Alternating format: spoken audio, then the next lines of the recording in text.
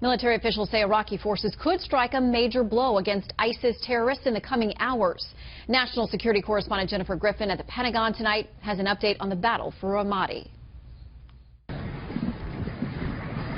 Iraqi troops sensed victory as they made their way to the center of Ramadi, but fierce fighting prevented them from declaring the capital of Anbar province back under government control and free of ISIS. Sons of proud Iraq, your brave men are fighting the battle of glory and honor. At 10 this morning, counter-terrorism units started their advance towards the center of the city of Ramadi to clear it from terrorism.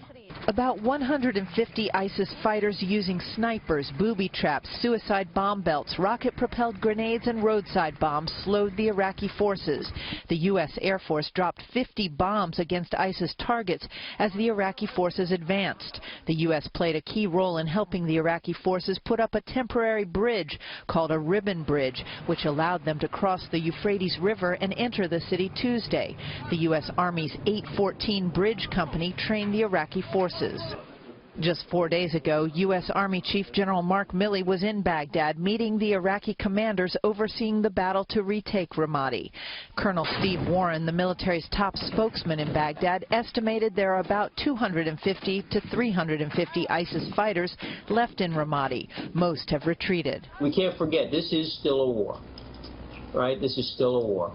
And this enemy does have a little bit of fight left in them, and so we shouldn't be Pollyannish about that.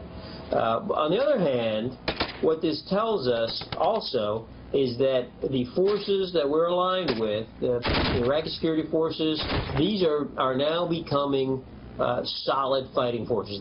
ISIS may be trying to divert attention from the battle for Ramadi by setting off a wave of suicide bombings in Iraq today that killed at least 15 civilians.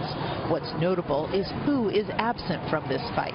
The U.S. command put considerable pressure on the Abadi government not to have the Iranian-backed Shia militias involved, because certainly we want to provide very accurate and effective air support, and we do not want to be providing that air support to those militias who spent close to 4 years killing our troops when we were in Iraq.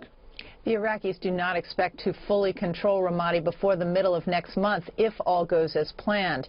The Iraqis are hoping to begin shaping operations to retake Mosul this spring, where an estimated 2,000 ISIS fighters continue to hold Iraq's second largest city. Shannon? Jennifer Griffin at the Pentagon. Thank you, Jennifer.